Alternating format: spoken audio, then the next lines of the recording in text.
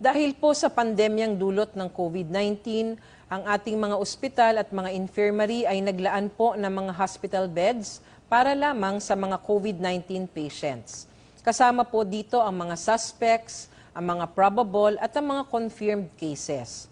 Kasama sa mga nabanggit na COVID-19 beds ay mga ICU beds sa mga levels 2 at level 3 hospitals para sa mga critical cases, mga isolation beds, mga beds sa COVID-19 confirmed wards, at ang mga mechanical ventilators sa level 2 and level 3 hospitals. Ang pag-compute po ng percent utilization or bed occupancy rate para dito ay reported occupied beds over equipments, occupied beds and equipments divided by the total hospital beds dedicated to COVID-19 patients.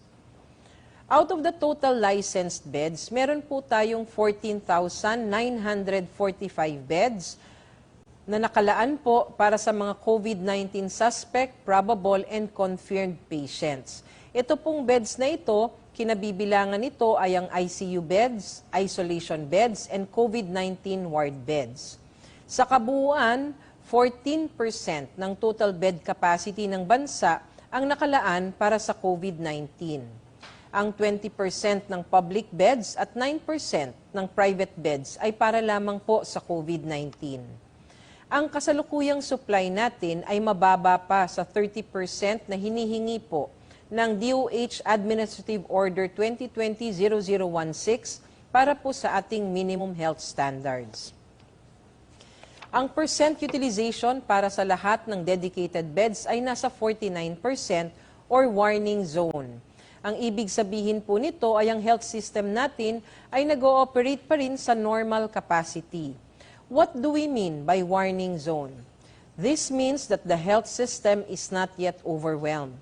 Ngunit isa itong trigger point upang mas mag-signal na kailangan may karampatang kilos na kailangan gawin upang makapaghanda tayo kung tumataas man ang demand.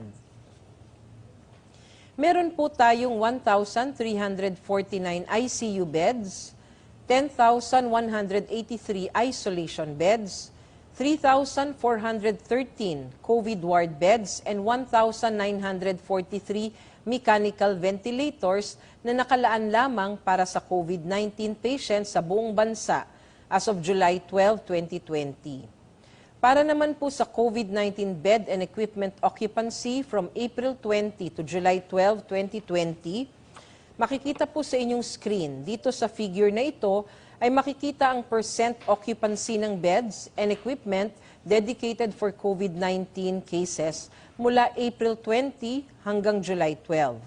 Ang maximum recorded occupancy rate for ICU beds, isolation beds, ward beds dedicated for COVID-19 cases ay na-record po noong June 12 at 49%, 46% at 52% respectively. Ito naman po ang trend sa bed at equipment utilization April 20 to July 12 sa National Capital Region. Samantala, ito naman po ang trend sa bed at equipment utilization April 20 to July 12 para naman po sa Region 7. In general po, mapapansin naman natin na mayroong pagtaas ng trend sa occupancy for beds at equipment na dedicated for COVID-19 cases. Ang figure na ito ay nagpapakita po ng number of confirmed probable at suspect cases na naka-admit sa ating mga ospital per region as of July 12. Nais po naming ipaalala sa publiko na ang mga datos po na ito ay mula po sa DOH Data Collect, na self-reported po ito ng mga ospital natin, kaya maari pong may kaibahan ang datos na ito sa inilalabas din po ng Epidemiology Bureau na nanggagaling naman po sa ating mga epidemiologic surveillance units. So makikita po sa slide na ito ang mga regions na meron pong naka-admit na suspects, probable at confirmed.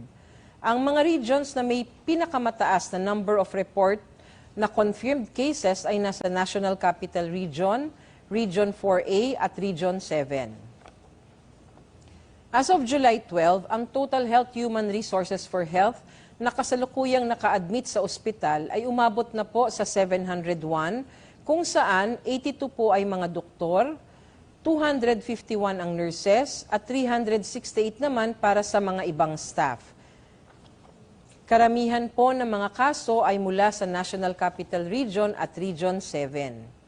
Para naman po sa mga Health Human Resources for Health na naka-quarantine as of July 12, 2020, makikita naman po sa inyong screen.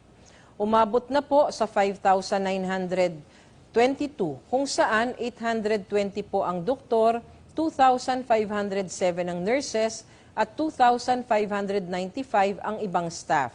Ang mga top hospitals na may highest number of Health Human Resource for Health na naka-quarantine ay nasa National Capital Region, Region 4A at saka Region 7.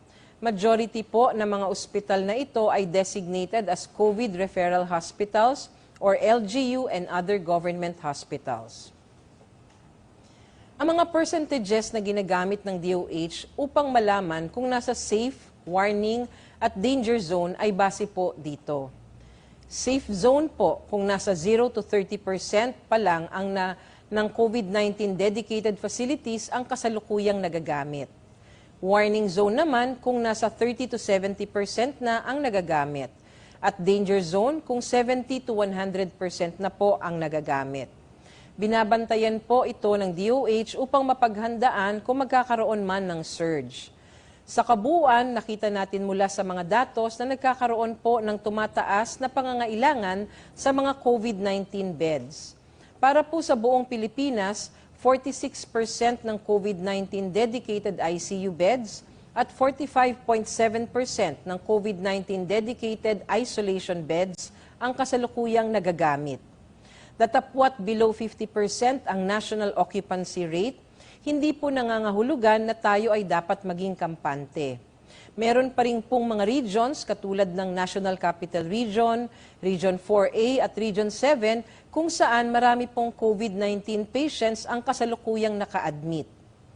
Patuloy po naming pinapaalala sa publiko na dapat pa rin panatilihin ang minimum health standards at huwag pong lumabas kung hindi kinakailangan para po hindi tayo dumagdag sa tumataas na occupancy rate ng ating mga ospital. Nais po naming linawin na ang mga datos na ito ay para lang po sa kakayanan ng mga ospital na tumanggap ng pasyente para sa kanilang COVID-dedicated beds. Muli, ang mga numbers po na ito ay hindi po nagre-represent ng lahat ng beds ng ospital, kung hindi para lamang po sa COVID-19. Bagamat may mga ospital na pong reported na nasa maximum capacity na ang kanilang COVID-dedicated beds, below 50% pa rin po ang ating occupancy on a national scale at sinusiguro po natin na hindi pa ito tataas. Kami rin po ay nananawagan sa ating mga ospital, lalo na po ang ating mga private hospitals na i-convert na ang 30% ng kanilang mga beds into COVID-dedicated hospital beds as prescribed by DOH Administrative Order 2020-0016. Kung babalikan po natin sa slide na ito na makikita nyo sa inyong mga screens, nakikita natin na yung 49% occupancy ay para lamang po sa beds na converted into COVID beds. Ngunit hindi pa po ito nakaayon sa prescribed 30%. Kaya po kung susundin natin ang ating nasabing administrative order, meron na po sana tayong additional 17,307 beds na maaring gamitin sana for COVID-19. Kaya po itong 49% occupancy for the COVID-19 dedicated beds, actually ay nasa 22% pa lamang po tayo ng ating ideal total COVID dedicated beds. Kung susundin lamang po natin ang prescribed 30% bed allocation sa mga public at private hospitals sa ating bansa. Nais po din naming i-emphasize na ang patuloy po na pag-iingat, pananatili sa bahay at pagsunod sa minimum health standards pa rin ang pangunahing strategy natin upang mapigilan ang pagkalat ng sakit at upang hindi na natin madagdagan pa ang mga nagagamit na pasilidad sa ating mga ospital. Para naman po sa case bulletin natin ngayon, Araw na ito, makikita po sa inyong mga screen na mula sa laboratory submissions kahapon na na-validate as of 4 p.m. today, July 14, ang ating active cases ay 35,483. Ang total confirmed cases natin sa ngayon ay 57,545.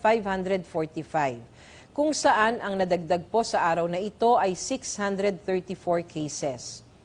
Ang mga kasong naiulat po natin ngayong araw ay mula sa laboratory submissions ng 49 out of 82 licensed laboratories. Meron po tayong 302 fresh cases at 332 late cases. Makikita po natin sa graph kung saang mga region galing karamihan ng ating mga kaso. Sa mga datos ng nakaraang araw, meron na po tayong 88 na recoveries na nakita at nai-report. Maliban po dito, kabilang sa ating data reconciliation at validation efforts ang pagdala ng additional na recoveries mula sa mga kasong na-report mula March hanggang May 31 na naitalang walang simptomas or may mild symptoms. Kaya ang total recoveries po natin sa bansa ay 20,459. Sa deaths naman, may 6 po tayong bagong additional deaths reported. Kaya sa kasalukuyan po ay nasa 1,603 ang total deaths na ating naitatala. Sa 6 na deaths na ito, 4 po ang nangyari ngayong July at 2 po noong June. At sa mga deaths na ito, ang 3 po ay galing sa National Capital Region, 2 ay galing sa Region 7 at 1 po ay galing sa Region 5. Ayon din po sa ating datos, all 6 deaths are aged 60 years and above. Kaya naman po mariin naming pinapaalalahanan ng ating mga elderly population, ang ating mga magulang, ang ating mga lolo at mga lola na maging mas maingat po tayo ngayong panahon ng pandemya. Para naman po sa ating media questions for today, galing po kay Claudette Mocon Siriaco ng Business Mirror. How many nurses have resigned or suddenly went AWOL or absence without leave after experiencing anxiety about their welfare as they treat COVID patients? Malaki po ang pasasalamat namin sa serbisyo ng ating mga healthcare workers, lalong-lalo na po sa panahon ngayon ng pandemya. Hindi po makakaila na mas mabigat ang trabaho ng ating mga healthcare workers ngayon, kaya naman po patuloy na pinapangalagaan natin ang kanilang mental health, lalong-lalo na po yung apektado na dahil sa kanilang work dito sa COVID-19. Meron po tayong inilabas na Department Memorandum 2020-0230 or Interim Guidelines on the Implementation of Mental Health and Psychosocial Support in the Coronavirus Disease 2019 Response, kung saan po pinopromote natin ang psychosocial well-being ng ating mga frontliners sa pamamagitan po ng pagkilala sa kanilang sakripisyo, pag-aanyaya sa kanila na mailabas ang saloobin at pagpapatupad po ng mga polisiya para maiwasan po ang tinatawag na burnout. Galing po kay Christian Manyo ng DZRH News, several hospitals announced that they can no longer accommodate COVID-19 patients as their bed capacity are already full. Based on the latest data, how many hospitals are already full at anong-anong ospital ito? Sa kasalukuyan po, ito po ang mga sumusunod na ospital na puno na ang ICU, isolation at ward beds. Galing naman po kay Sheila Crisostomo ng The Philippine Star, pwede pong humingi ng statement regarding situation sa mga hospitals now. Sabi po ni Yusek Vega, danger zone na daw tayo with 70% utilization rate. Ano po ang gagawin ng DOH? Ano po ang impact sa response? Ang percent utilization rate ng COVID-19 dedicated isolation beds ay 45.7% na sa warning zone para sa buong bansa at 73.7% nasa danger zone para naman po sa National Capital Region. Kasama rin po sa nasa warning zone ang Regions 3, Region 4A, Region 7, Region 8, Region 9, and BARM. So makikita po sa ating screens ngayon, ang percent utilization ng COVID-19 ward beds ay 51.9. So yung nasa screen po ay para sa isolation beds. Ang percent utilization naman po para sa ward beds ay sa susunod na slide. Ito po ay 51.9% na sa warning zone para sa buong bansa at 77.4% na sa danger zone para po naman po sa National Capital Region. Kasama rin po sa warning zones ang Regions 4A, Region 5, Region 7, and Region 11. Makikita naman po sa susunod na slide ang iba't ibang rehiyon na nasa warning zone at danger zone, kaya naman po ang DOH ay patuloy na nakikipagtulungan sa mga ospital upang makapaglaan po sila ng sapat na facilities kung sakali magkakaroon po ng surge. Nakikipag-ugnayan din po kami sa mga local government units at temporary treatment and monitoring facilities para magkaroon po ng maayos na referral system upang ang mga mild na kaso mula sa ospital ay mai-refer na lamang po natin sa ating mga TTMFs para ma-decongest ang ating mga ospital. Galing po kay Gerard Anthony Naval ng Malaya, may we ask for the current utilization rates in isolation beds, ICU beds, and mechanical ventilators in private and public hospitals. As of July 12, ito po ang datos para sa National Capital Region COVID-19 dedicated beds or equipment. 61% po ang occupancy rate para sa ICU, 73.7% para sa isolation beds, 77.4% para sa ward beds at 36.3% para sa mechanical ventilators. Para naman po sa Region 7, ang susunod na slide, as of July 12, 51.1% ang occupancy rate ng ICU beds, 60.2% para sa isolation beds, 67.6% para sa ward beds, at 41.7% para sa mechanical ventilators.